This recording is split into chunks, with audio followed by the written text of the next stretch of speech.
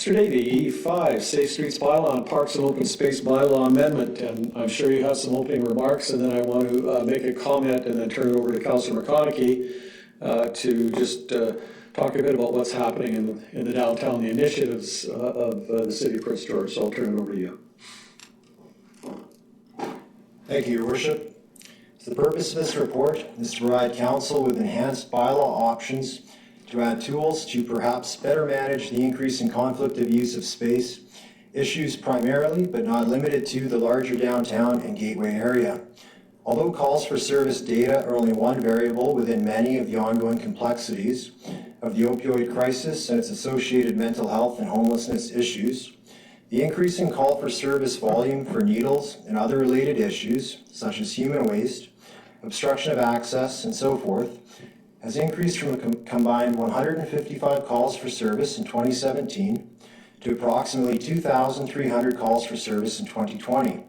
The 2021 numbers to date show no signs of abatement as we enter the busy summer season when calls for service tend to spike. New bylaw tools are provided for Council's consideration to perhaps better manage the conflict of space and associated social issues. 3 recommendations are provided for consideration. The first is a new Safe Streets Bylaw based upon existing bylaws in other similar cities around the province, such as Nanaimo and Maple Ridge. This new proposed bylaw provides clear and simple definitions of unacceptable behaviors and activities, including aggressive panhandling, littering, loitering, obstructing sidewalks, open-air burning, open drug use, and the creation of temporary structures. The Safe Streets Bylaw includes penalties for offenses, details of which can be found within the proposed Schedule B, bylaw contraventions and fines of the proposed amended notice enforcement bylaw. This is the second recommendation.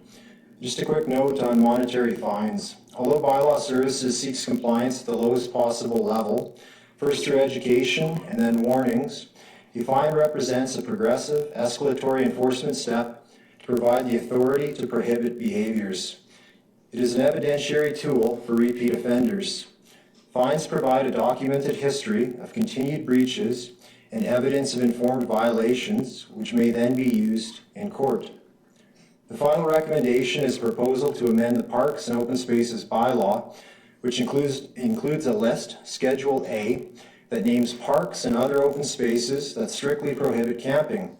However, a select number of certain open spaces shall also be provided for Council consideration under conditions and limitations which overnight camping may be allowed to occur when there is no shelter availability.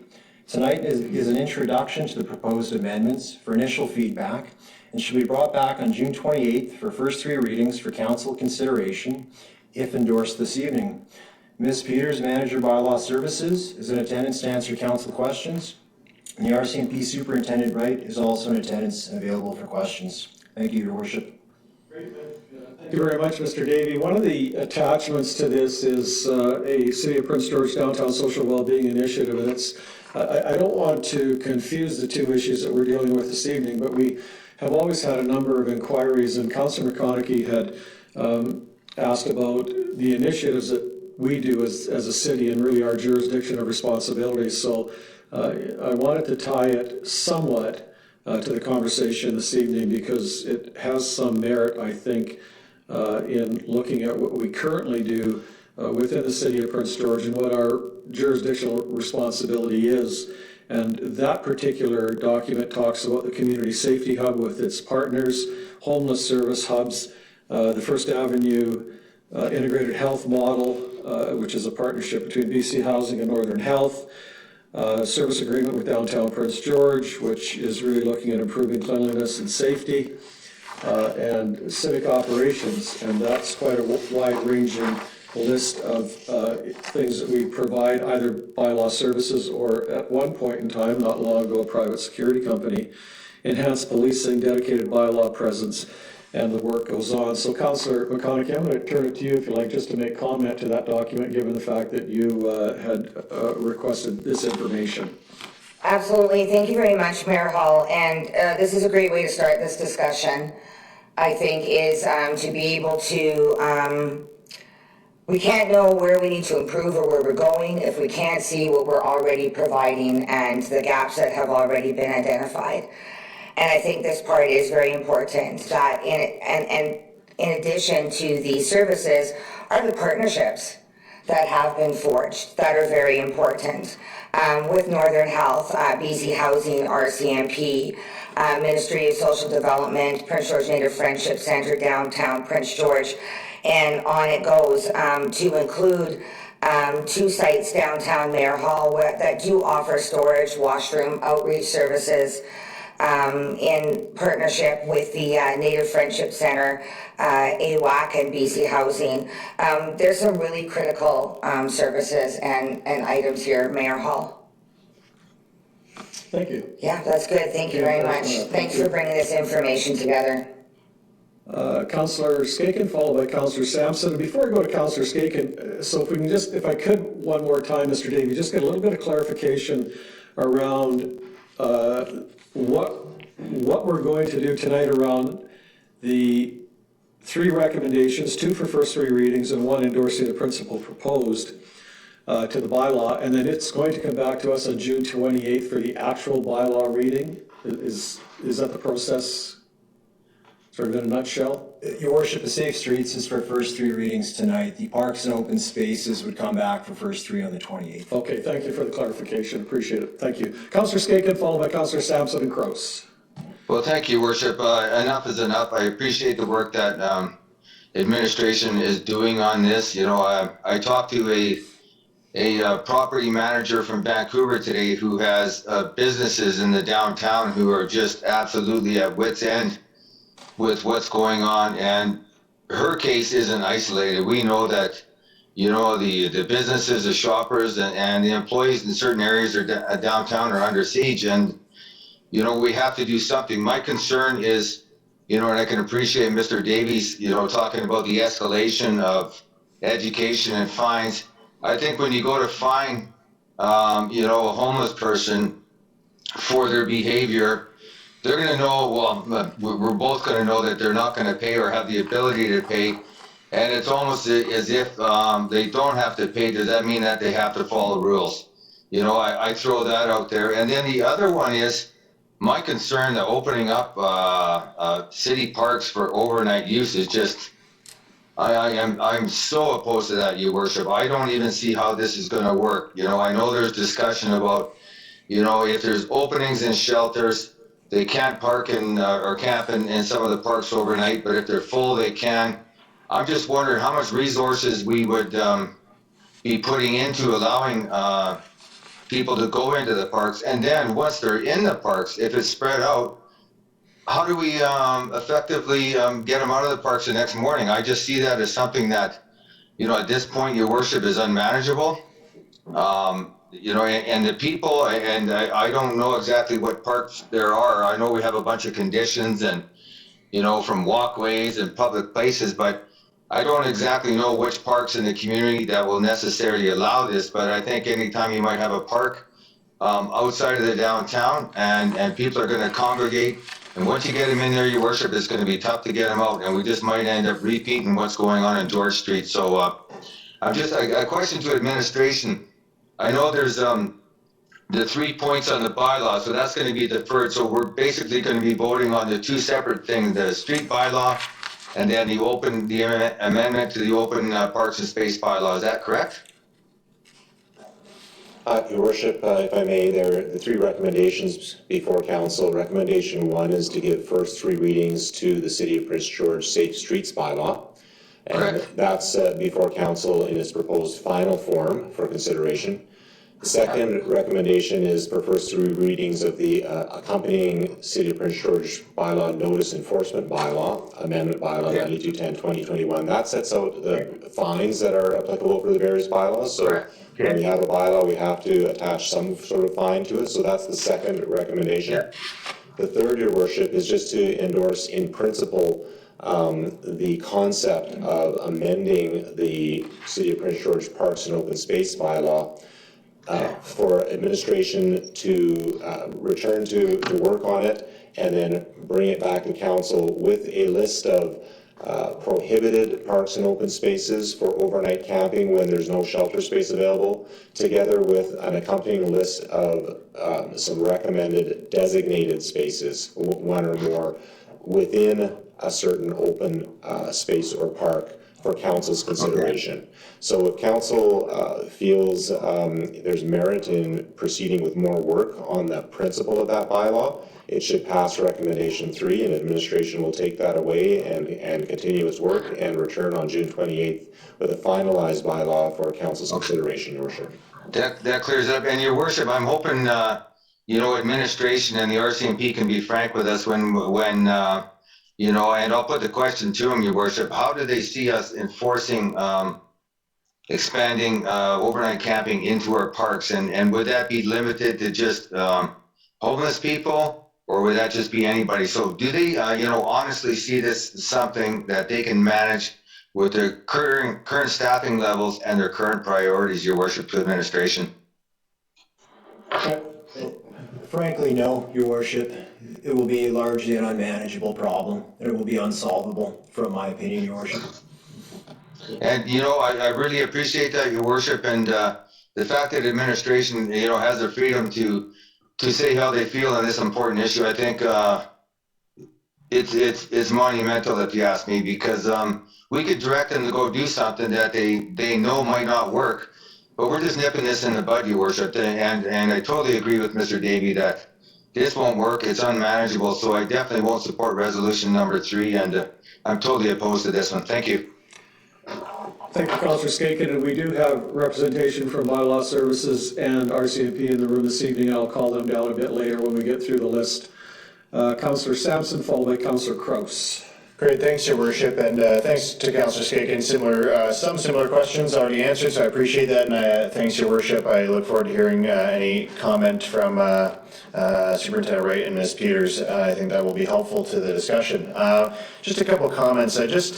The notion that the city, and I appreciate the information Councillor McConaughey asked for, because the notion that the city of PG doesn't do anything or isn't doing anything to support these issues in our downtown is just plain wrong, and we're seeing that now very clearly laid out in this nice couple page document. It really shows that we're doing a heck of a lot of work towards supporting and leading a number of initiatives and supports for the folks who need it most in our community, and they're part of our community. But the fact is, we can't be expected to completely cover all jurisdictions off as a city. That's not our responsibility. It would be like asking the SPCA to enforce traffic rules or the building code. It's just not their jurisdiction. It's not their scope of work. We are a partner. We come to the table, and that's shown here. We do a lot of work in our community, but we need, the fact is we need other levels of government to step up and support us through these issues. We're going above and beyond to helping those jurisdictions, but we can't forget about our responsibilities in our jurisdictions, which I think this bylaw is addressing. It's our responsibility to look at public safety, bylaws, law enforcement to a large degree. Health is not, for example, in our jurisdiction, and housing, for example, is not in our jurisdiction, and that makes this very difficult to. People in our community might not necessarily understand what is the city's responsibility and what is the province's or the federal government's responsibilities. And I respect that, but simply putting it, health and housing are not the responsibility of the city of Prince George, and I think we are good partners on those initiatives, but we can't be the biggest player at those tables because it's just not in our wheelhouse. That is not in our staff's job descriptions, and they do a tremendous amount of work to support, but again, that's not where we're at. So I appreciate this bylaw coming back. I think it does help us get back on a better foot with some of the things that are happening in the downtown, and I think it's doing it in a respectful way. We're moving in, I think, the right direction here. So I may have more comment after we hear from Superintendent Wright and Ms. Peters, but at this point, just really wanted to put that out there that this is big for our city, and this is our responsibility, and these are the types of things we need to be looking at. So I'm going to be supporting, but I'd like to hear more. Thanks. Okay, thank you. Councillor Kraus. Thank you, Worship. I don't know who's going to answer this question, but how do we suggest that individuals paid fines? Mr. Davey. Your Worship, it's not the concern really of the city. The concept of the fines is that it provides the authority to prohibit the behaviors. It's not always about the fine in these cases, it's about compliance. So it's an evidentiary tool for repeat offenders. So it shows the history of continued breaches and evidence of informed violations. So the idea is that it builds the documentation for a case to potentially pursue in court. Okay, thank you. Whatever. I think where I'm coming from on this, it hasn't changed. I want to continue to address issues from a social development perspective and not from an enforcement perspective. We have lots of initiatives underway, and I thank Councilor McConaughey for asking for that detailed list. And some of them have only started. The Homeless Services Hub has just started. So I want to give them a chance to succeed. So I'll just say right out the outset, even the suggestion of fines makes no sense to me, and I will not be supporting it. And I guess in terms of the using the parks for housing, parks are not housing. I think we need to continue to advocate for more housing in our community, and housing that makes sense. And that whether that's, I don't think we need more shelter space. I think we need more supportive housing, and good supportive housing where actually services are available. And that, and whether or not we look at something like a, lost the term, shelter with less rules and something that already exists. So I'm not going to support any one of these. I think that punitive actions do not work, and I don't think even the restrictions that are being placed on those that would be the qualifying occupant, those are not going to work. So I think unless there's something new comes forward to us when this comes back to council, I won't be supporting it. So thank you. Thank you, Councillor Kraus. Councillor McConaughey. Thank you very much, Mayor Hall. I think this is one of the biggest issues that we will be discussing that we've dealt with this term. We first brought this up, I think it was a year and a half ago, December 2nd, we invited folks and we invited feedback and ideas from citizens, and then COVID hit, and that created another set of challenges. And I think in communities across our country, we have an acceleration of this issue. And COVID didn't cause it, but it sure shone a light on it, and I think it may have exacerbated it, but it didn't create it. What I've learned in this last year is that in talking to people, is that not all people on the streets are homeless. Not all are addicted to drugs. Not all have mental illnesses. Some have both. Some suffer from horrifying abuse that is sometimes coupled with mistrust of anything government. Too many are further victimized within the community that they're just trying to form for themselves. And then others prey on them. And we see them. As we've addressed earlier, the City of Prince George has taken many initiatives and forged several meaningful partnerships to try to identify what are the immediate gaps, and at the same time doing our very best to participate in longer-term solutions. Some of these include initiating the Community Safety Hub, which is the whole aim is to improve the health and safety of unsheltered homeless people. That is to coordinate between local and provincial government agencies and community organizations responding to social issues like homelessness, substance abuse, and mental illness.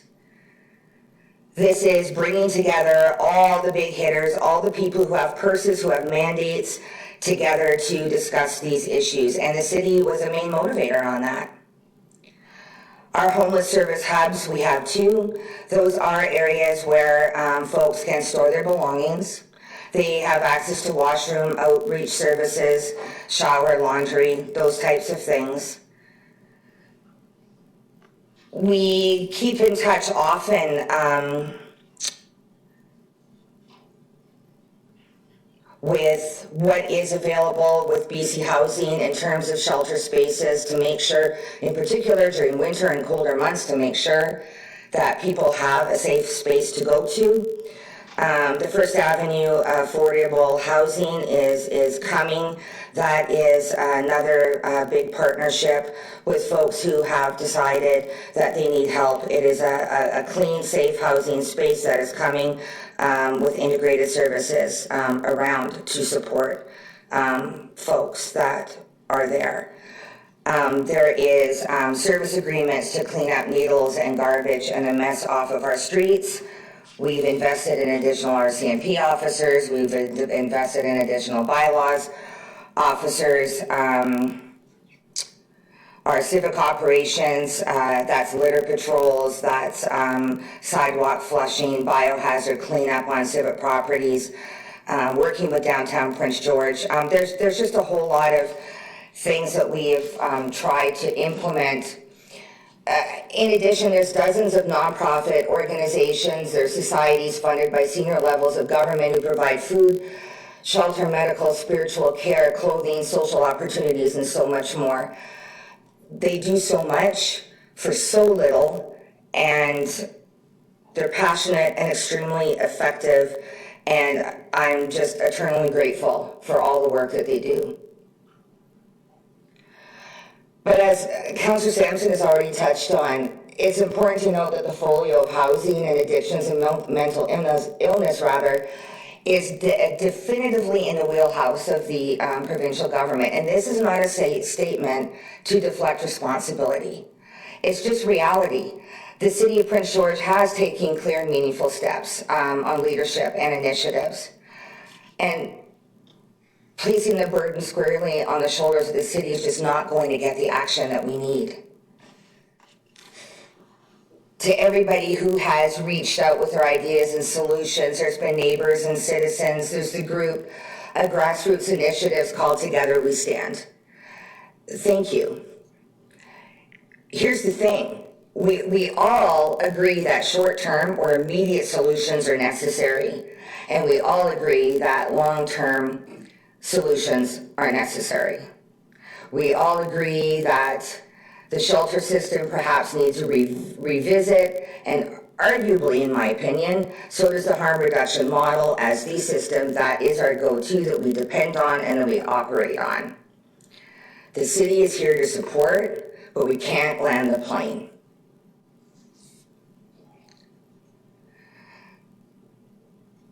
As a council, we simply can't continue to endure the bad behavior of some people. That's homeless people or not. It's not limited to homeless people creating the bad behavior. This is happening in public. It's happening in private spaces in our city. And as I say, it's not everybody, everyone, but it's some, and it's making life miserable for many. Public spaces that are owned by all of us, and private spaces where business owners are pouring their lifeblood into the ability to offer goods and services to others, and in turn, pay for the food or pay for shelter and food on the table for themselves and their families. And coming out of COVID, they're desperate too. Seniors don't feel safe, and families avoid spaces that are actually meant to include them. And I see them also. We're looking for tools to assist us to run a city for them, and that means addressing everyone and demanding that behavior that is necessary for humans in general to share space. Folks that refuse to do that, they have to be held accountable. So in addition to broken windows and physical threats and theft and vandalism, we have open drug use, fires, used needles, used condoms, loitering in businesses, And garbage, my gosh, the garbage to clean up, the clothes laying around, and all the different drug paraphernalia. Full on,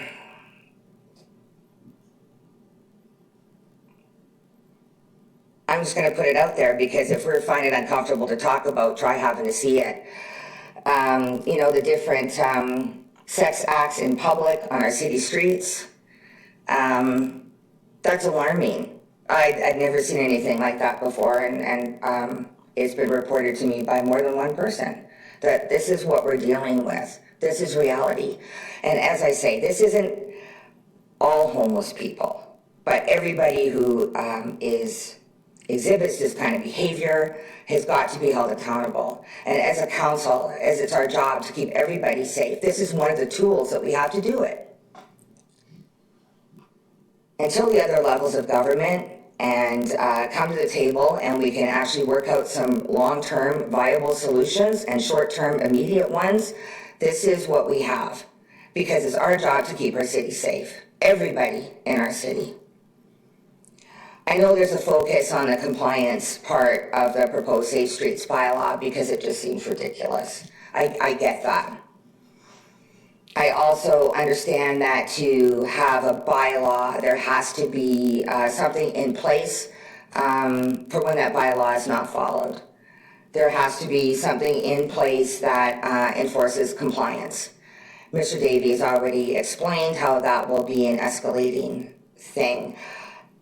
That being said, this is a statement. Creating the Safe Streets Bylaw is a statement from City Council that safe, clean, accessible streets is the most basic right for all citizens. I will be supporting 1 and 2 this evening for those reasons. And when it comes to the changes to parks and open spaces, I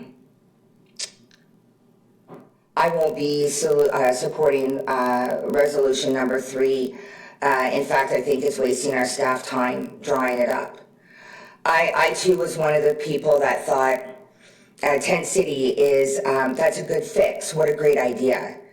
Until I learned, it was just my instinct, I thought that's fantastic. We give everybody a chance to stay in a space where they want to be, because clearly we need an overhaul of the shelter system that we have.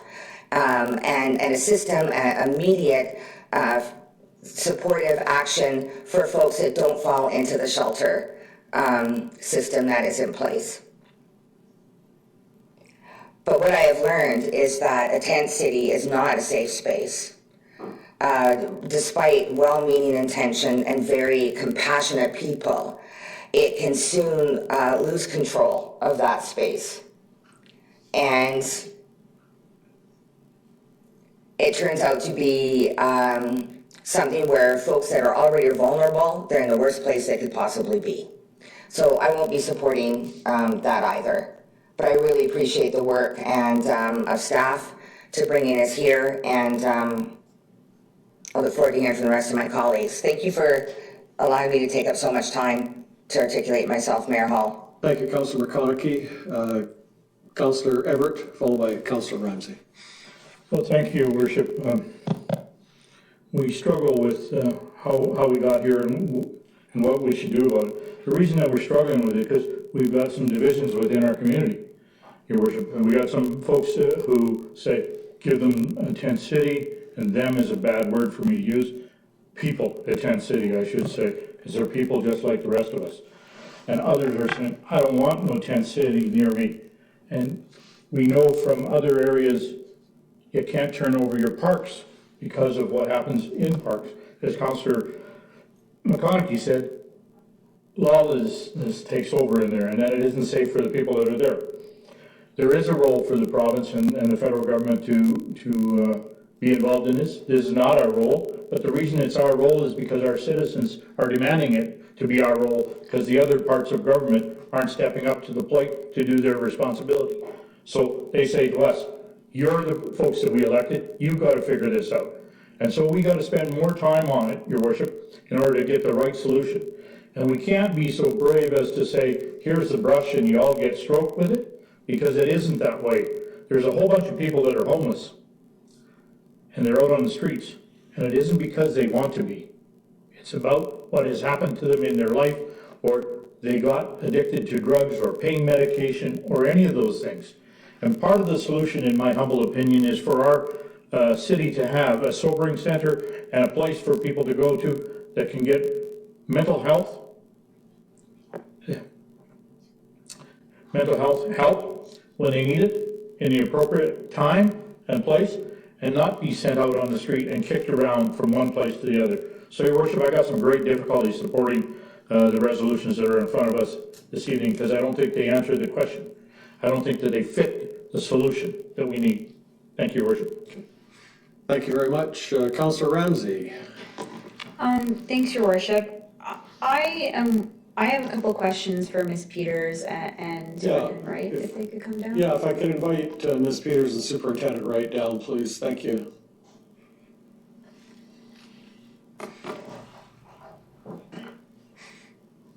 Thank you very much for being here this evening. I know it was relatively short notice, but appreciate this.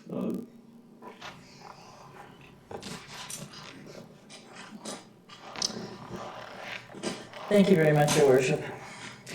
Thanks. I guess, I'm just wondering, there's been a lot of talk about, the tent city, and people tend to have, it's very polarizing. People have different stances on whether we should have one or we shouldn't. And I guess, one question that I have is, have we seen an improvement in things downtown with the implementation of encampment? I can tell you, there have been reduced calls for service in the downtown. There haven't been any complaints in relation to the encampment between George Street or the Community Safety Hub and John Duncan Law. In terms of the encampment that has developed at the end of Fifth Avenue, there have been a lot, mostly from the folks who are living above along Patricia. They're very concerned about criminal activity in close proximity to their residences. They're worried about home values maybe going down. They're worried about fires spreading up over the hill. So there are some concerns in that area, but not so much with the George Street.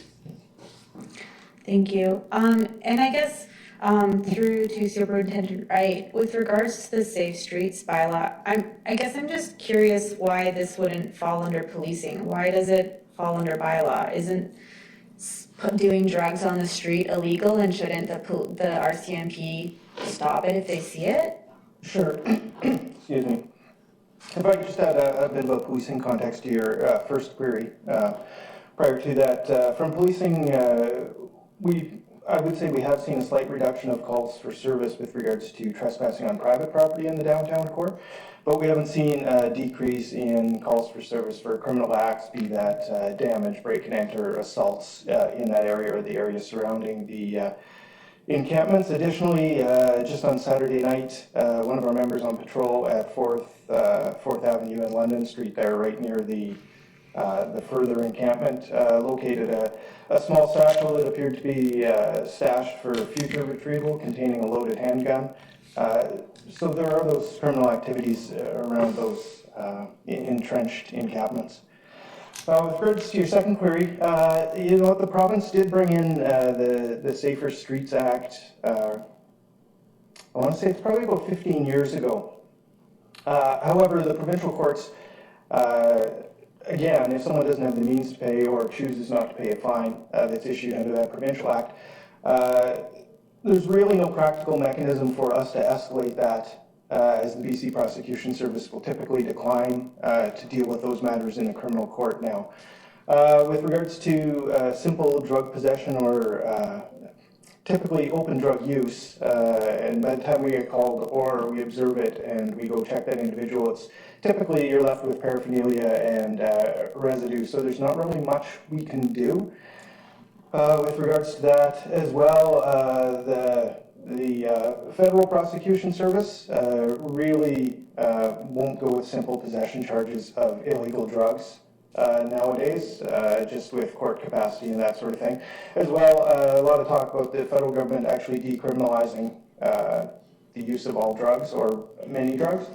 So I'll compare that to cannabis. Used to be illegal, we used to deal with that under the Controlled Drugs and Substances Act. Since decriminalization, it's not a free-for-all, you can't use it wherever you want. It's now regulated really under the, I'm not sure the exact wording of this, or title of the smoking bylaw in the local jurisdiction for the city, but it regulates that behavior, where you can and can't smoke it, where you can and can't grow it, the capacity of plants to grow, that sort of thing. So really it's been pushed down the responsibility to the municipal level, and I think some of these things, well, it hasn't been explicitly stated by the federal and provincial governments, they've kind of de facto done the same thing on these topics.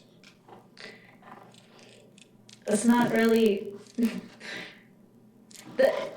the answer that I'm hearing is basically, you know, the RCMP can't escalate because there's an issue in the courts, and so rather than the jurisdictions that should be dealing with these issues, like the feds and the province, and they've offloaded them onto municipalities yet again for us to deal with when we have limited resources and tools. This is not something that's within our jurisdiction and not something that we can deal with. And I have serious issue with giving more work to our bylaw officers than that's work that should be done at the RCMP level. Anyway, rant aside,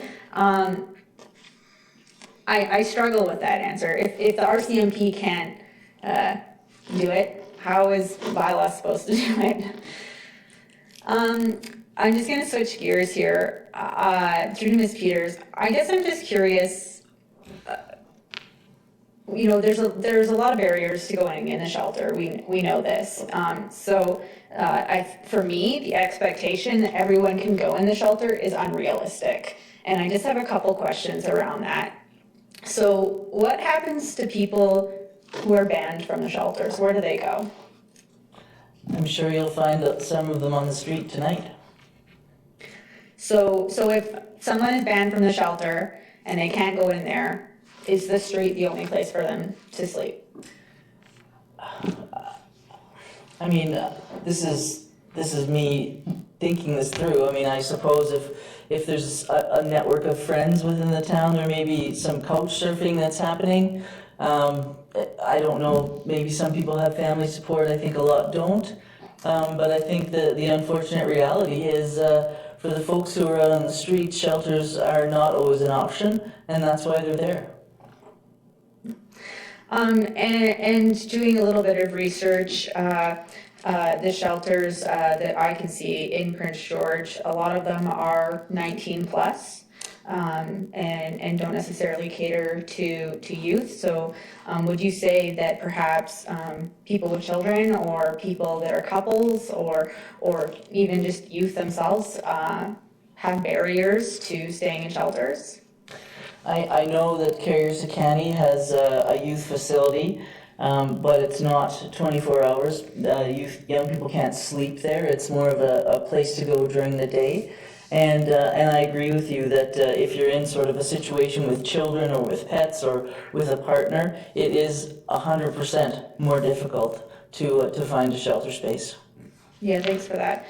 And then just, you know, we know that a lot of people who are homeless suffer from mental health and addictions. You know, sometimes the words wet and dry shelter get used interchangeably, sometimes high barrier or minimal barrier. Can you describe to council what type of shelters we have within the city of Prince George? Are they no barrier? Are they minimal barrier? Are they high barrier? If you're intoxicated, are you even allowed into the shelter? If I could just make a comment, I think that the questioning about the shelter piece is a little difficult for Ms. Peters, given the fact that that's a BC housing responsibility, and that's what we're trying to get to this evening, is to talk about the jurisdictional responsibilities. So go ahead, Ms. Peters, but I think that we don't want to put you on the spot because that's not your forte. I appreciate, housing. I appreciate your comments, Mayor Hall, and that's very true. I'm not an expert by any stretch of the imagination on shelters. I will make a comment in relation to the community safety hub, and I can tell you that that's one of the things that we talk about on a regular basis, is some of the barriers that are in place with the shelters. And I think that collaboratively, those discussions will eventually lead to the reduction of some of those barriers, but I do not believe that we're there yet. Thank you, I appreciate that. So I am going somewhere with this, Mayor Hall, and you've sort of made my point for me, but, you know, homelessness is an issue that's impacting virtually every community. I look at a place like Vancouver with endless funding, support, social justice advocates, and they're still struggling. You know, what we're doing doesn't seem to be working, and frankly, acting like the First Avenue Housing Project is gonna solve homelessness in Prince George, for me, is unrealistic. We know that people are gonna be sleeping on the streets. Shelters have barriers, and expecting everyone to sleep in a shelter, again, unrealistic. It's setting our community up for failure. And I'm of the opinion that BC Housing should be working on no barrier housing to accommodate the thousands of people across the province impacted by homelessness. This isn't a new idea. Other councils and other countries are exploring and implementing no barrier housing solutions, some of them outdoor shelter options. Los Angeles City Councilman Paul Correz filed a proposal in 2019 asking the city to explore outdoor emergency homeless shelters, saying we need to bridge the gap between street encampments and expensive construction. And I don't think that could be more true. In terms of the parks and open spaces bylaw, I can't support it as is. I was hoping that when it came forward, it would allow for a permanent encampment. I am in support of tent cities. I know that there are issues. I know that they can be unsafe. I know that there's a long list of reasons why not to do it, but there's also, for me, a really big reason to support, and it's that our homeless population currently has built a community. They've put signs on their tents saying, "This is my home." And for me, to tear that down is emotional. I'm having an emotional response right now because this is something that impacted me personally growing up.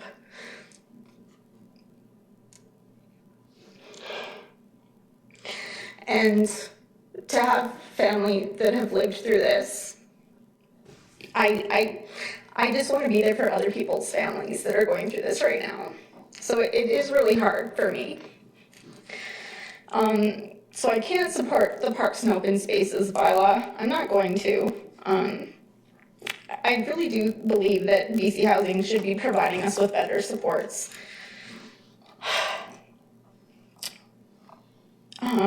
In terms of the Safer Streets bylaw, I can't support that either. I just don't believe that it's fair or equitable to everyone.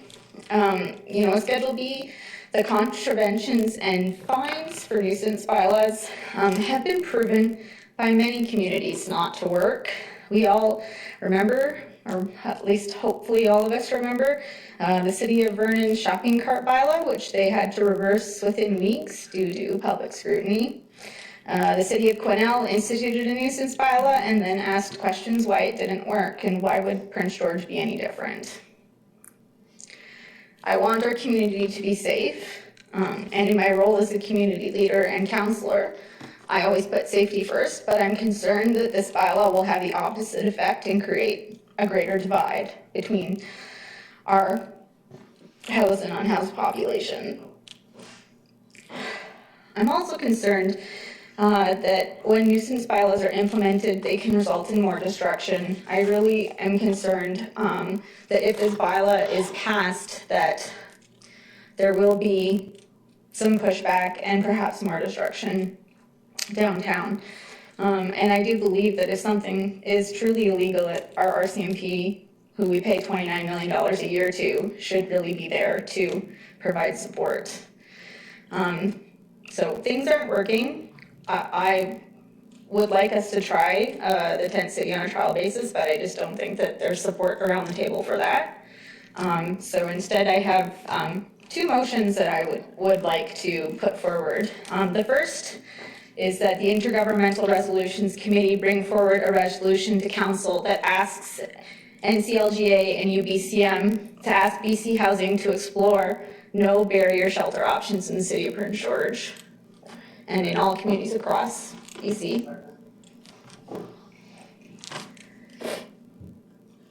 Do you want to give the second one? I can give the second one. Sure. That the Intergovernmental Resolutions Committee bring forward a resolution of council that asks NCLGA and UBCM to lobby the provincial government to modify the definition of emergency in the Emergency Programs Act to include health-related emergencies in addition to the current definition which covers accident, fire, explosion, technical failure, or forces of nature, so that local governments may declare a state of local emergency due to health crises. Thank you.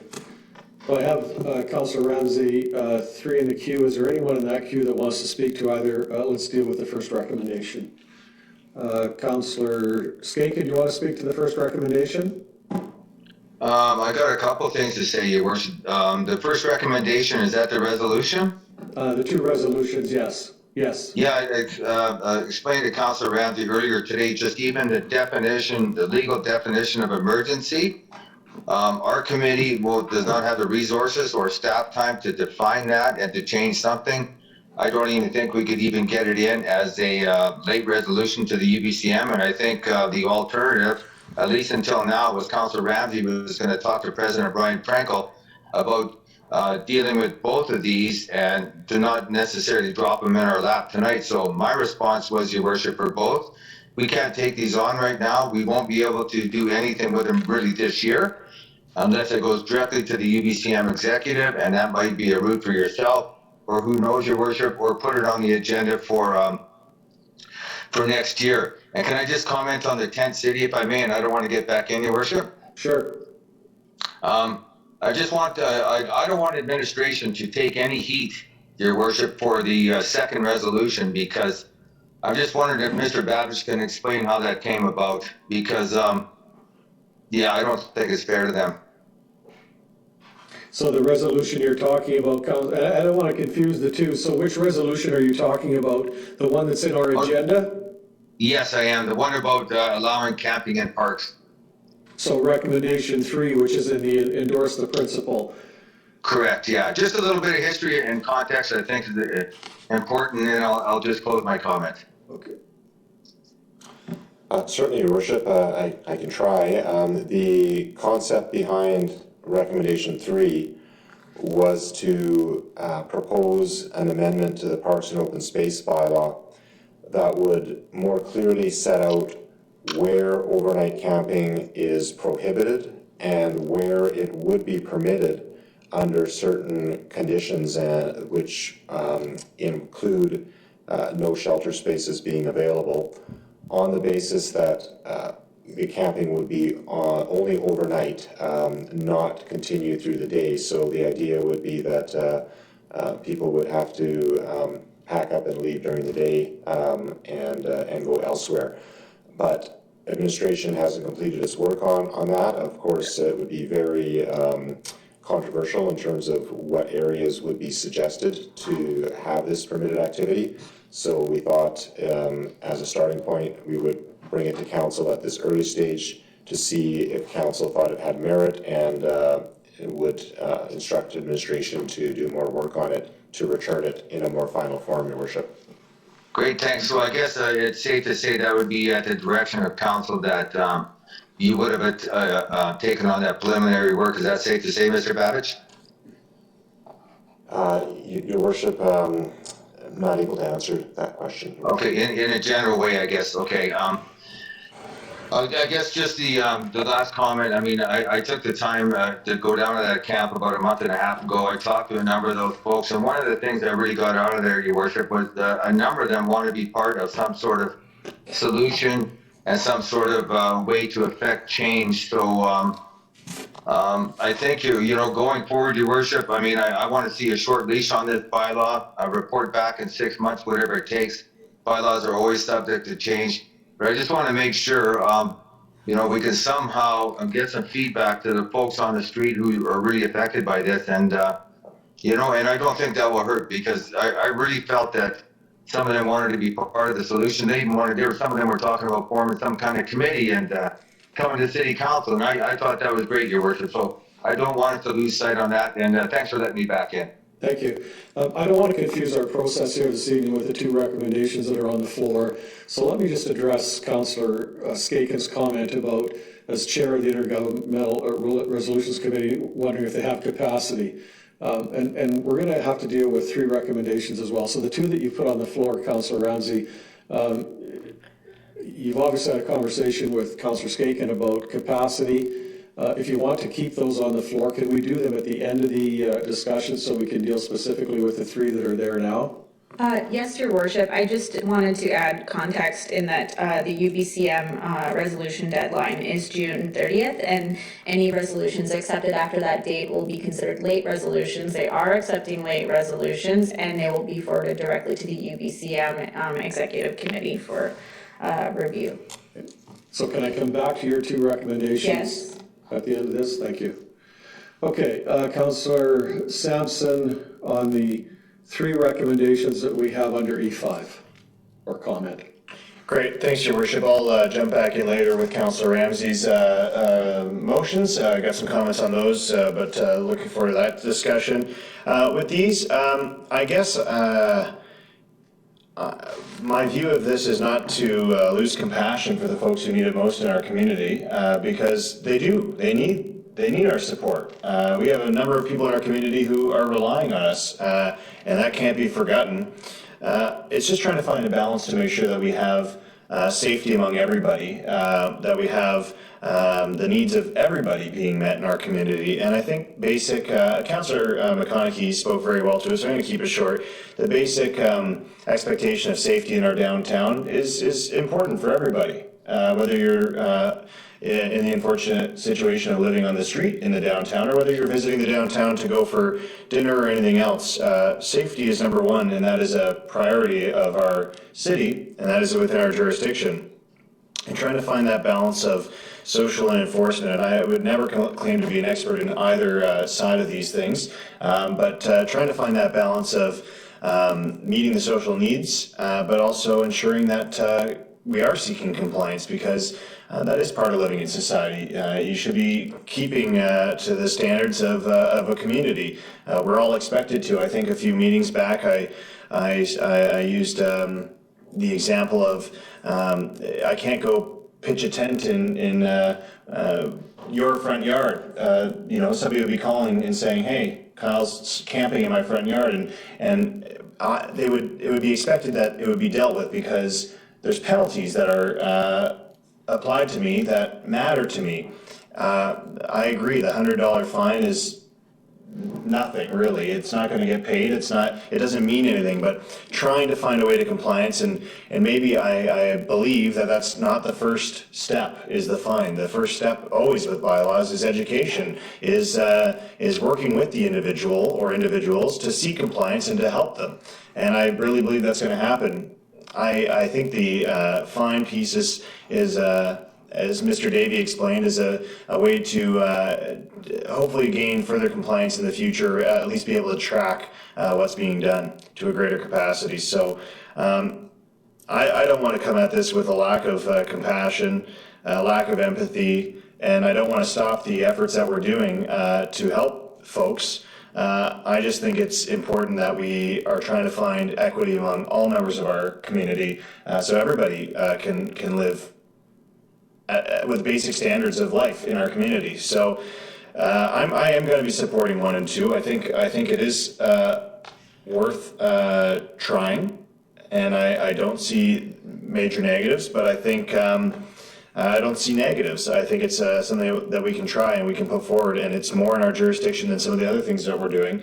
That said, I think we need greater advocacy. I think Councillor Ramsey's motions are going to support that, and I'll look forward to having that discussion after. But I've said it before, we need to continue to work to get our partners at the table in a greater way. I know they're stretched thin. The province, we say the province needs to come to the table with health and housing. I know that every community in the province is saying they need to come to the table with health and housing, and that's not an easy request, but fact of the matter is that's their responsibility, and they need to sort their house out in order to, and we need to do the same with ours. So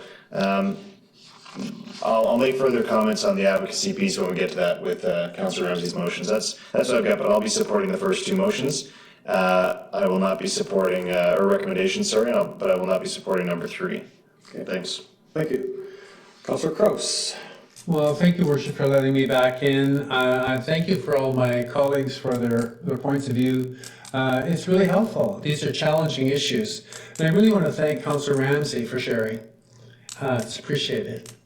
These are emotional issues, so it's not easy to get past them very easily. So, and I also appreciate Councillor Everett's comments about the variety of perspectives in our community. I think these are one of those issues where no matter what decision is made, there'll be people that'll be happy and there'll be people who won't. So I think that we'll just put that one out there. There's many of those as we know doing this work. I want to say that I was involved in a low barrier shelter in the 1990s. It's not easy work. And we certainly needed a lot more support and a lot more staff to make it successful. It only lasted for a little while. But I want to say it's not new, and it's certainly not even new in this community. So I'll put that out there. I also want to say that sex talks in our street aren't new. They were happening 20 years ago. We put that one out there. I guess I want to say too that COVID has exacerbated the issues that we're seeing on our street. Many of the agencies that allowed people to come in and sit during the day just to stay warm or just get in and out of the sun or whatever have had to close their doors to meet the provincial health regulations. So for the health and protection of the staff. So that really a lot of agencies have had to do that, much to their chagrin. I mean, they haven't liked to do it, but they've done it.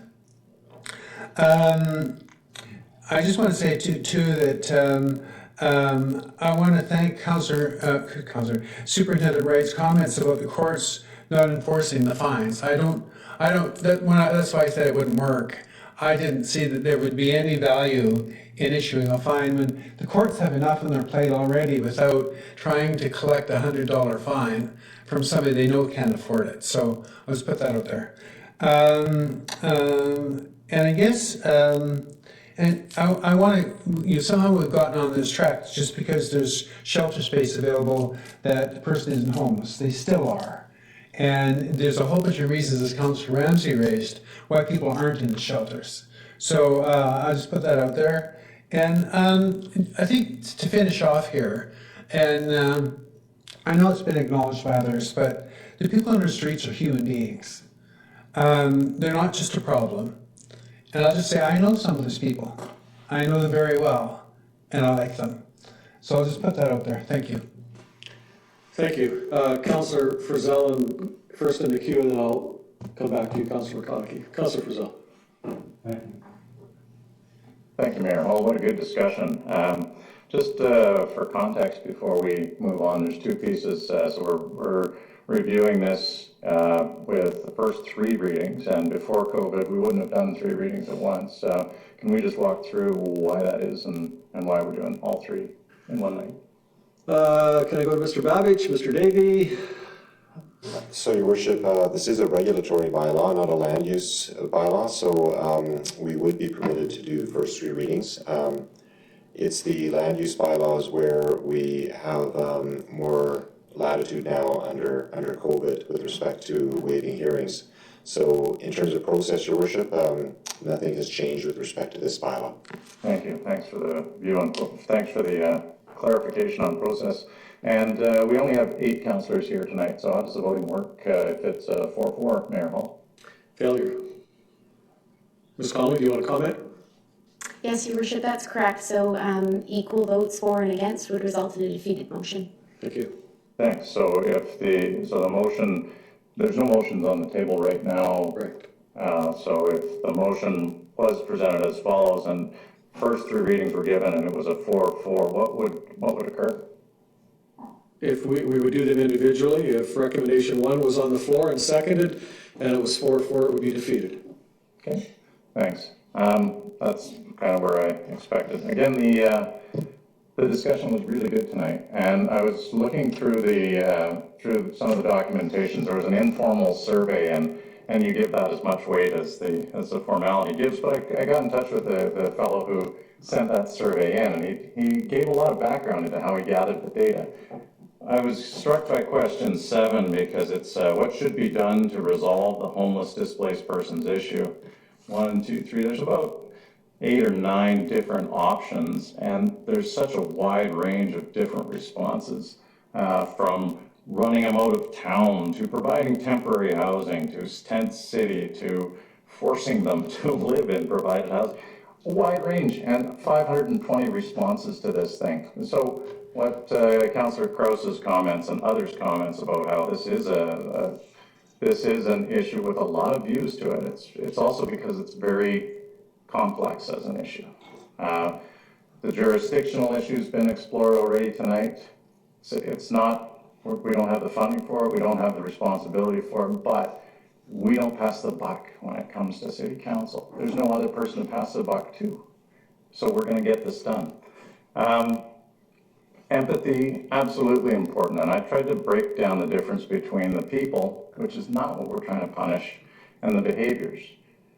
Because graffiti and aggression and violence, nobody wants that. Nobody is out there parading saying that is the right thing to do. No. What they're looking for is compassion for people who are down and out. And we've all been at some point in our lives at a tough crossroads.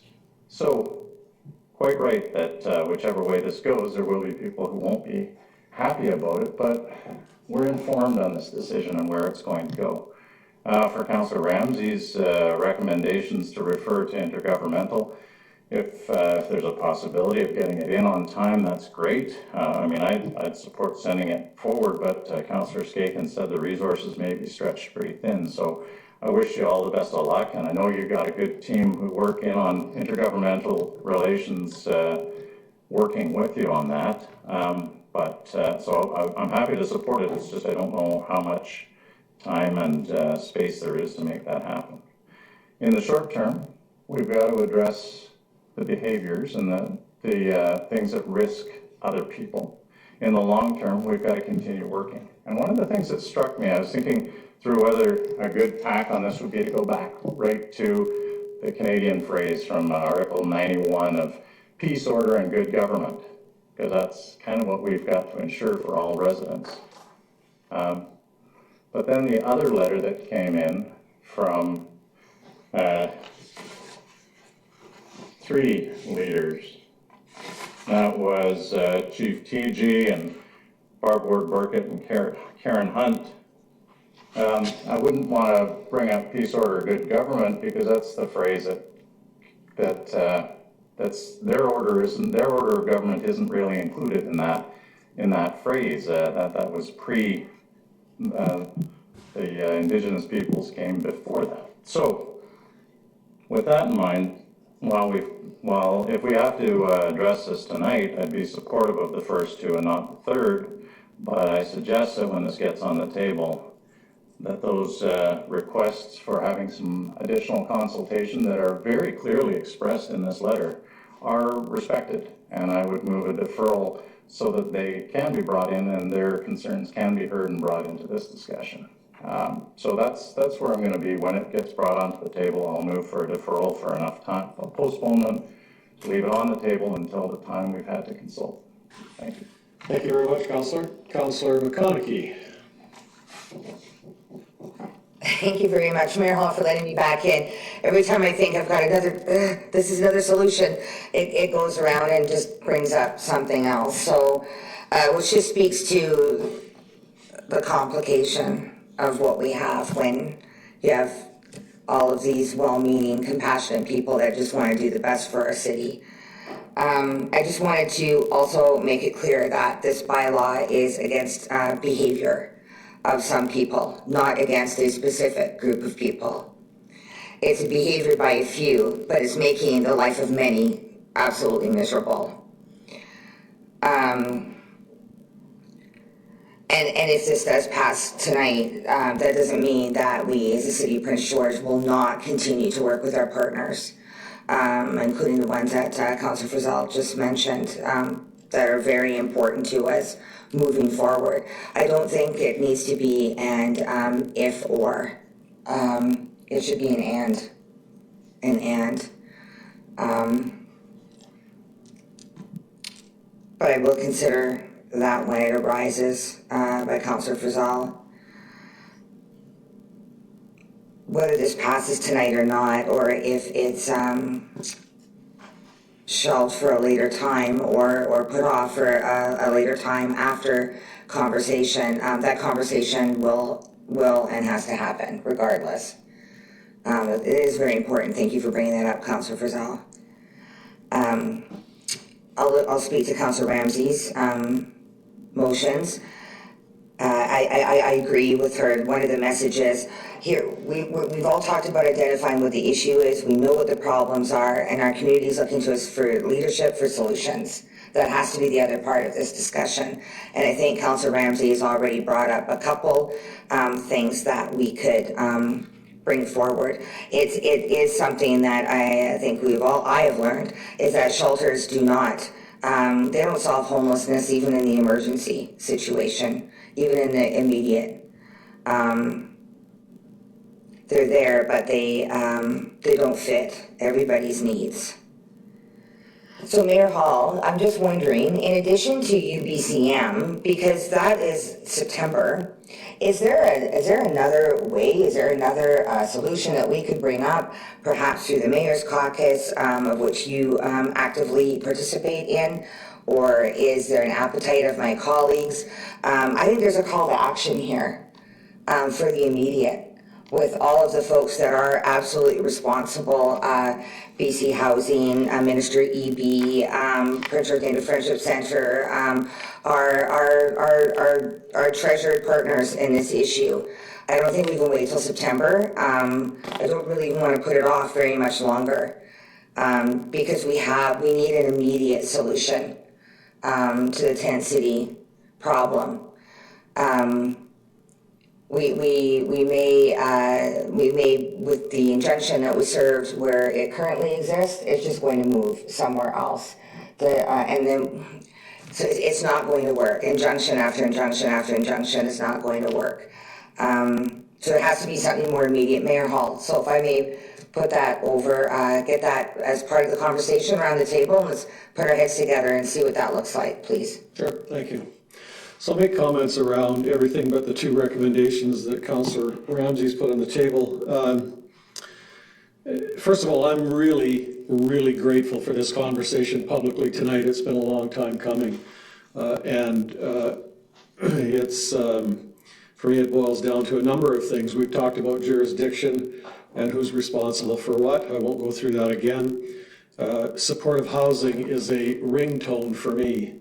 It covers a tremendous amount of the need in our community. We don't get talking about low barrier. We don't get talking about service provided housing. We don't, for me, the supportive housing piece is encompassing of everything that we require. And it's interesting because part of the conversation tonight, and we haven't mentioned it until just a moment ago, Councillor McConaughey, is the injunction. And we'll tie that back to the letter that you're referring to from Chief TG, Barb Ward-Burkett, and Karen Hunt. You're absolutely right. That letter is there. And so it's a conversation about how do we move forward with that. I look at the City of Prince George as having certain responsibilities, but the City of Prince George's biggest responsibility that has been placed in our lap, whether it was by good planning, by accident, is the fact of the matter is that we're a conduit to partners who can help us and can help folks on the street, can help folks with mental illness and opioid addiction. And that conduit obviously moves out towards Northern Health and it moves to BC Housing. Those are our two major folks. When you talk about the BC Urban Mayors Caucus, it's a group of 13 of us. As council knows, we have a 4-pillar approach, and one of the largest pillars is housing. And we've had a great deal of conversation with the minister, not just Minister Eby, but Minister Malcolmson, Minister Osborne, the ministries that really have a direct impact and influence on what we're trying to deal with. And I think that it will obviously continue. And we've had great success so far, and some of that success we've seen in the separate 50-unit housing complex that's being built on First Avenue that isn't really necessarily tied to the integrated health model. And we'll just continue working on that, and I think I have to make it perfectly clear that it's not just for those 13 municipalities, it's for the Terrace of the world, it's for the Vernon of the world, it's for the Cranbrooks of the world, and that's an important piece of work that we're not just confining our work to the 13 municipalities. You made a comment, Councillor McConaughey, about can we wait until September for UBCM? I have no issue around the recommendations and going that route, but I would say that if Councillor Ramsey was amenable to it, that I think a conversation with the president of UBCM, but I think we can do some quick work as a municipality, and we can turn those recommendations or resolutions that Councillor Ramsey mentioned, we can turn those into letters of action directly out of this council to the appropriate ministries, and there can be hardcore follow-up with that. So I think that's a twofold piece that we could look at with Councillor Ramsey's suggestion. This is complex, this is frustrating, this is difficult work, and there's no solution. We can put a solution out there and it'll last, a few months, a few hours. You've got to be ready to make decisions and moves really on a regular basis. And Councillor Krause has been involved in this for decades, but this is difficult work. And so tonight we've talked a lot about housing, we've talked a lot about the bylaw, the 3 recommendations that are in front of us, but at the end of the day, we still have an injunction process in place. So let's not forget about that. And a lot of the correspondence that we received over the last 48 hours is specific to that. And so that's where we're at. So that, Councillor Ramsey, and then we'll come back in. And I too want to thank Superintendent Wright and Ms. Peters, because you and your team have a tough road to hoe. There's lots of decisions that you have to make daily on what to do and how to deal with it. So, Councillor Ramsey. Thank you, Mayor Hall. I think these resolutions are parts too that are incredibly important, advocating for no barrier housing to BC Housing. It's something that we definitely need to do, and if it can't fit in the resolution cycle for you, BCM, this cycle, then next cycle, it will be something that continuously is something this community needs. I'm sure of that. So I'd be happy to help with the drafting of those resolutions or providing support in any way I can to the Intergovernmental Resolutions Committee. And as for the amendment to the definition of emergency in the Emergency Programs Act, we've talked about this before, in that the city of Prince George has the highest opioid death rate per capita in the province of BC. Our opioid-related deaths are higher per capita than that of the city of Vancouver, and that is an astounding statistic to me. We know that the opioid crisis is a crisis.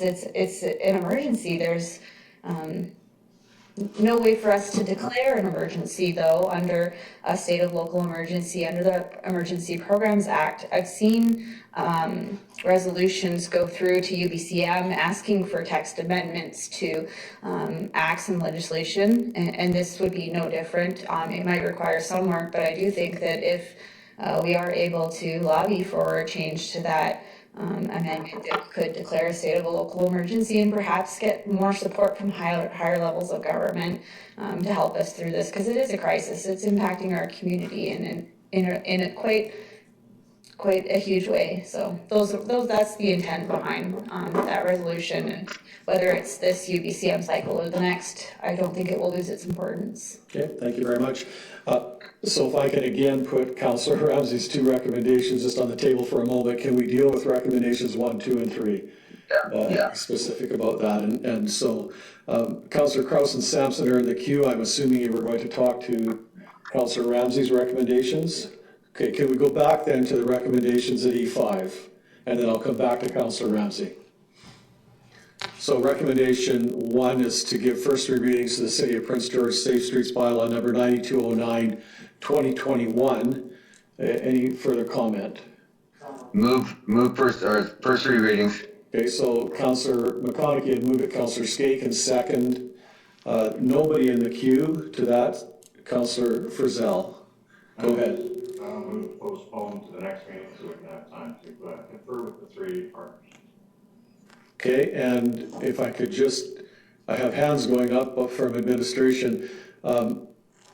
I guess I need, for that particular recommendation, Councillor Frizzell, when you say confer, this could be a long process. And so for the postponement motion. Oh, thank you. Thanks, but I know for the postponement motion, I have to give a specific meeting to come back to, so I'll make it for the next meeting. I so move. okay, so the deferment on recommendation 1. Does anybody want to speak to that deferment? Does that have Just a question. Sorry, does that have a seconder? Sure. Okay, Councillor Everett seconds. Councillor Skaken. Just a question to administration. Is it a 2/3 majority vote or just a simple majority? A simple majority, Your Worship. Thank you. Okay. Thank you, that's all. Okay, no, anybody want to speak to the deferment? Councillor Sampson, go ahead, your green button. Thanks, Your Worship. Through to Councillor Frizzell, are you hoping for an official, what are we hoping for to come out of this deferment? Sorry, I just don't know if I understand completely. I'm responding to the request for consultation on this, and this deferment provides time for that consultation. I guess I respect those requests. I guess I would just be looking like to extend it to the next meeting, but without actual direction on what that consultation looks like, doesn't build a framework to me. I just can't support, I guess, without having framework around what that's going to look like in the next 2 weeks. Otherwise, I think it's just putting it out in the wind, hoping it will happen. That's my concern. Councillor Everett, if you hit your green button, you're in. So what the deferment does is allow them to come to us. Once we say we're prepared to have the discussion, they'll have some things for us to digest, and that'll be the framework. They'll be telling us what they think should be done or not done. Be my view anyway, Your Worship. Councillor Skaken on the deferment. Well, Your Worship, if we want to make sure we have consultation, then just put it off to the fall.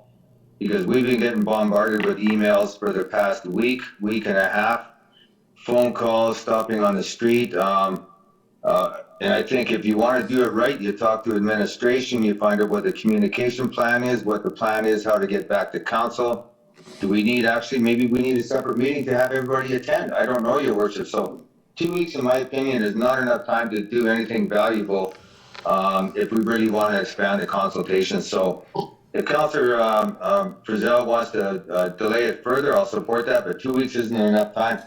Thank you. Okay, thank you. Sticking with the 2 weeks. Councillor Kraus, do you want in? Yeah, go ahead, green button. I guess I agree with Councillor Skaken to some degree. Is this consultation with Barbara Burkett and Terry? Well, this is what we have to clarify, because we have 2 or 3 groups that are requesting consultation. So we have the letter from, as I said, Chief TG, Barbara Burkett, and Karen Hunt that would like to get together. But we also have Positive Living North, we have Pignata, we have Together We Stand. So there's groups that would like to meet with us or me or individuals around the table to talk about the injunction and to talk about housing opportunities outside of a tent city. Yeah. Some of those conversations have taken place. And the thing that I don't want to do is, and I think it was well put by Councillor Skaken, is that we put administration on the spot to have those conversations, and that will not be completed within a 2-week period, I can guarantee you that.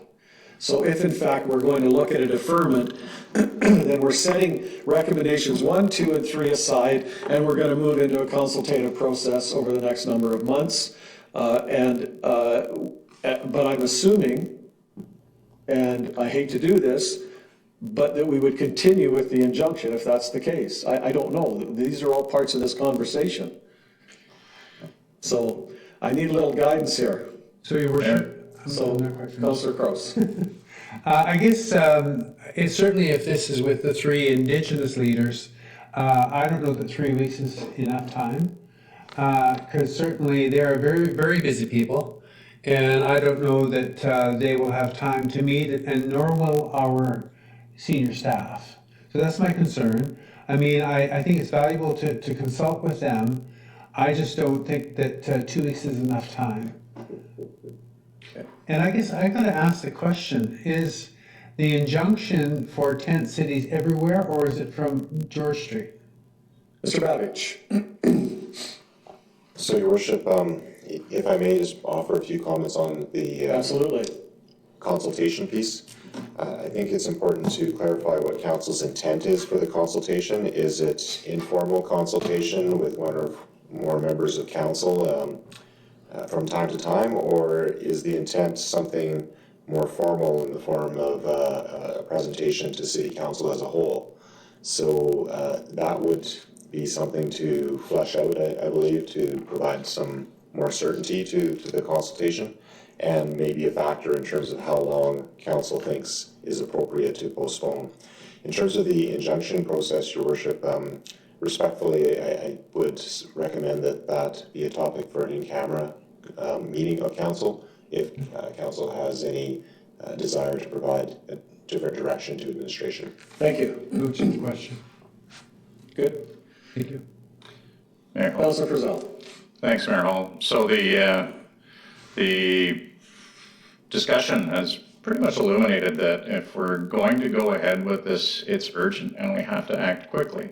But if we want to have a thorough discussion, we have to make time and we have to defer a long time. And what this is trying to do is strike a balance. If it's urgent, then we'll have those urgent conversations and we'll find out what we don't know within 2 weeks. If it's not urgent, then we're going to proceed. I'm going to keep it at 2 weeks. If there's an appetite for a longer one, someone else can make that motion. That's open to them, but my motion's going to stay as is. And if we discover that we need more after that, well, the decision will be deferred until 2 weeks from now, if this passes. Thank you. Thank you. Councillor Sampson, on the deferment. Yeah, thanks, Your Worship. That's exactly what I was trying to get at, is I'm just, the exact framework that everyone else is talking about, I just don't see it. I'm not gonna support it, and it's not that I don't appreciate the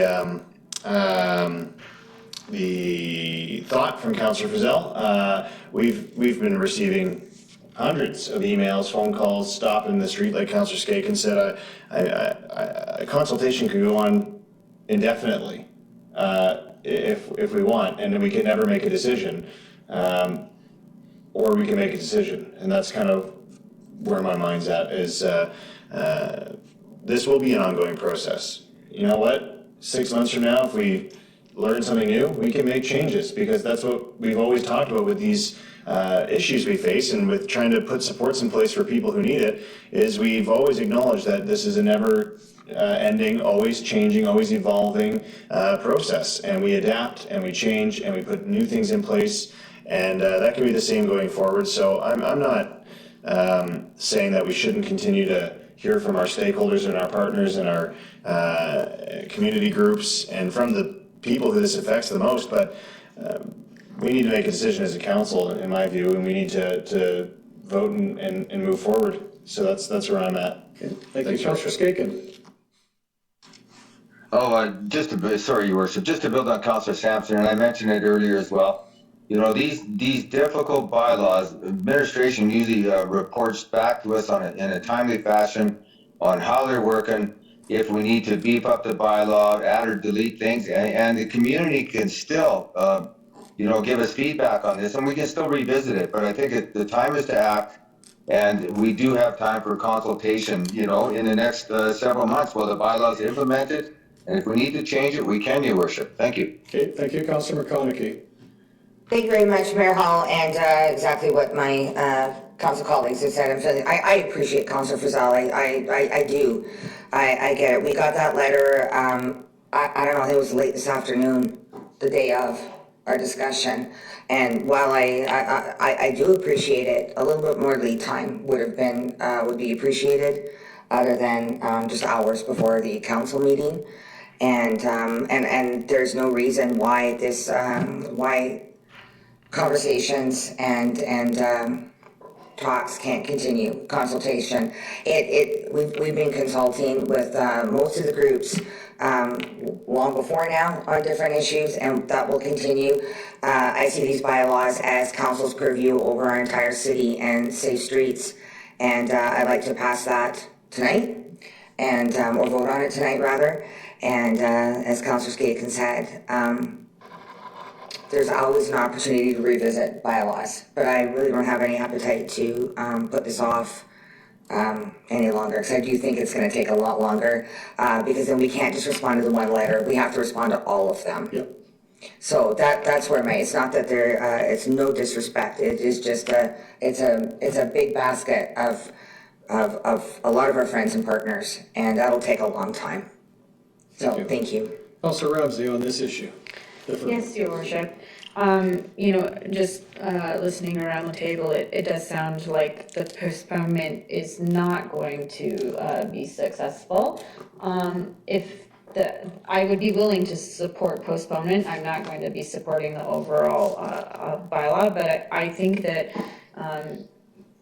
stakeholder engagement, especially on this issue, is incredibly important. And so I would actually encourage that if this does pass tonight, that council still go through with the consultation so that we can get feedback, and then that process can take as long as it needs to take. Perhaps that is a little give and take and compromise in the middle, to make sure that those key stakeholders still have the ability to meet and provide feedback, because I think that the feedback and information that they have to share is going to be valuable and insightful. So I would just maybe put that out there, that I would like to see that happen. So let's deal with the deferment, which is on the floor. Moved and seconded. All those in favor of the deferment in the room? Those opposed? Opposed on Zoom? Opposed. Tied. So it's defeated. Thank you, Your Worship.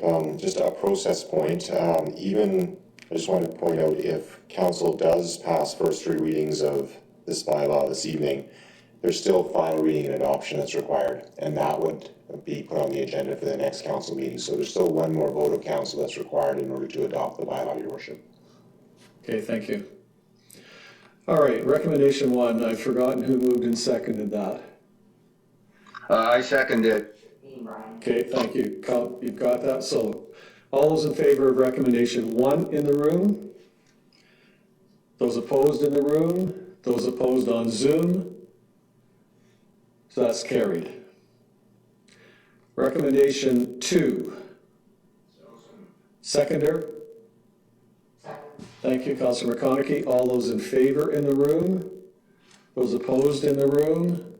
Those opposed on Zoom? That's carried. Recommendation 3. Moved and seconder? Thank you. Second, please.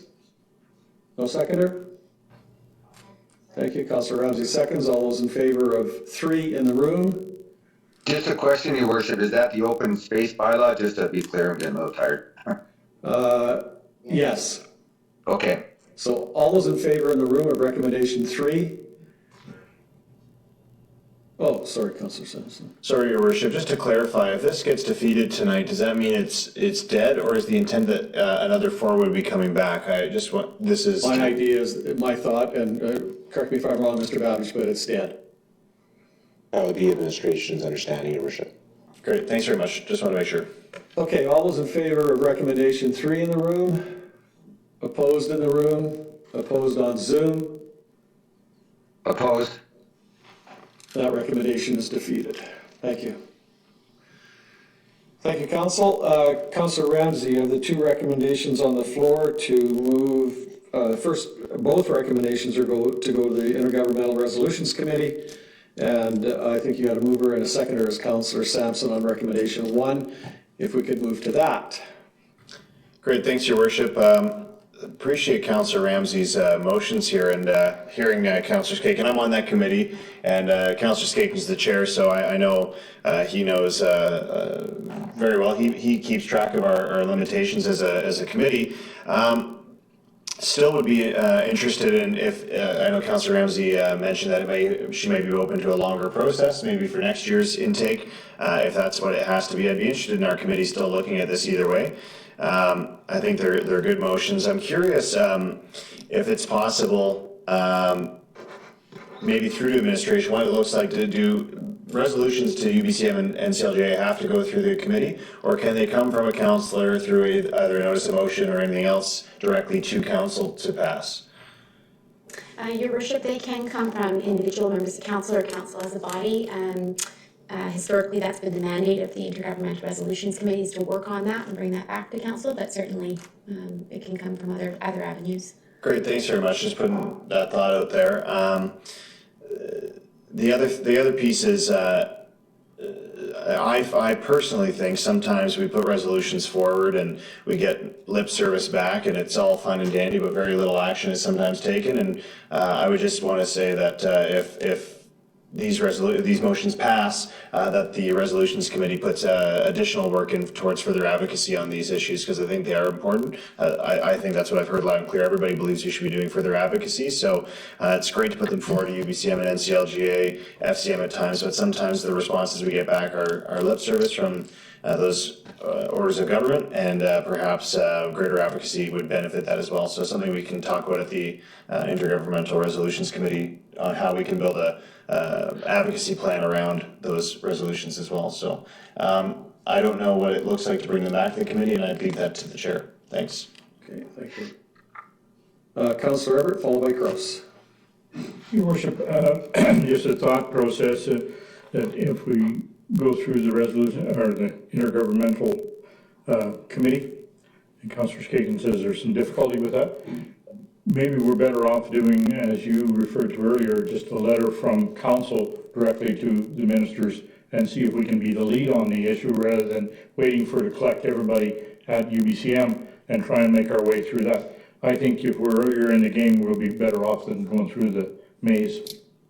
Well, yeah, thanks for your comment. I would leave that to Councillor Ramsey, and I can comment on that in a minute as well. So Councillor Kraus, followed by Councillor Skaken. Thank you, Worship. And in addition to what Councillor Everett said, that perhaps if we were in contact with President Frankel, we could talk to him about an executive resolution from UBCM. Yeah.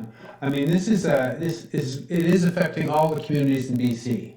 So UBCM may be open or might even be talking about it, putting forward a resolution from the executive of UBCM to go to the convention. So I think there's several opportunities here. Thanks. Thank you. Councillor Skaken. Well, thank you, Worship. I appreciate, I know things move fast. I got a few hours notice of this today. trying to wrap my mind around it. And just to talk about the definition of emergency as a provincial issue, it's not as simple, I don't think, as a text amendment to the act. I mean, this is going to be something that I think every community and local government in the province needs a heads up on and to have some input on it. Does that mean that this doesn't have validity? I mean, I think it's very valid, and I think our committee could work on it, but I agree with Councillor Krause, Everett, and some others that, you know, if you could do something yourself, your worship, and as Councillor Ramsey and I talked about earlier, talk to President Franco, you know, and because I was just going through the emergency resolutions and stuff at the UBCM, there's different ones, you know, that have been passed before. So, I mean, our committee can meet. You know, I have no problem with that. I gotta ask staff if, you know, we can pull that off within the next 2 or 3 weeks and just go from there, just to staff with this. I mean, you can refer to us, your worship, but there's no guarantee that we can have all the research back, because a resolution, especially like this, has got to go to the UBCM resolution experts, who will give us feedback on our resolution. So there's a number of steps. So just as staff, can we make this work in the next, you know, 2 or 3 weeks? Meet and fire something off to the UBCM. So your worship. I hate to put staff on I hate to put them on. No, Ms. Conley's about to respond. Yeah. So your worship, as staff liaison for the committee, I think that it would be challenging to have resolutions prepared for UBCM by the June 30th deadline. That being said, Councillor Ramsey did talk about the opportunity to submit on the floor closer to the convention date in September. So that would give us some time to work on those. But I would say trying to achieve the June 30th deadline will be a challenge to facilitate committee meetings and also that work. Councillor Skaken did raise the input that UBCM resolution analysts have provided on some of our draft resolutions, and that's been very important to the committee from my perspective and hearing their discussions. So I do think that's something we would look to do, particularly on these two significant matters. Thank you. Councillor Ramsey. Thanks, Your Worship. I think that's a satisfactory response to have the committee look at this. You know, if it can't meet the late resolution deadline, then perhaps it can be put in the committee's work plan for next year's UBCM. Again, I do think that it is going to be a long-standing issue unless someone comes up with a way to solve poverty between now and September. So I would appreciate if the committee could perhaps look at it, and if they could provide a response back on what they're able to do closer to September, perhaps. Sure. So so we have the two recommendations that are on the floor. If we can, if those recommendations pass, then they would go to administration to take a look at what is entailed in pulling that work together.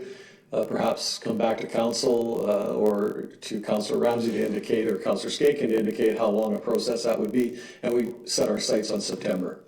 Would that work?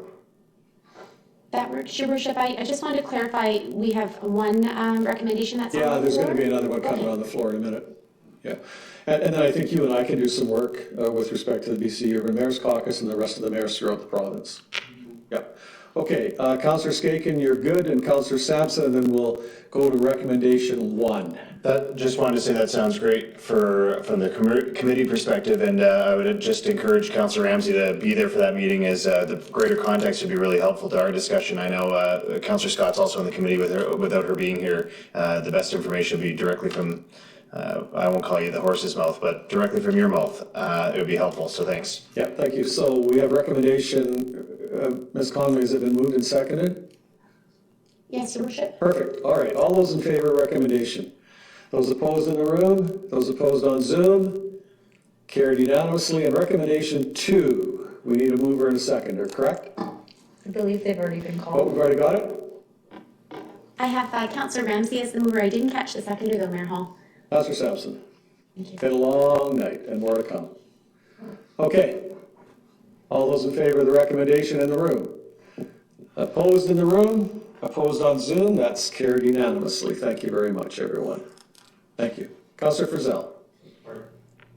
Just a quick point of order. I know that we're getting close to the 10 o'clock and then we'll have to add, and the latest we can go is 11, and there's some significant work. I'm just wondering what you'd recommend for the agenda for tonight.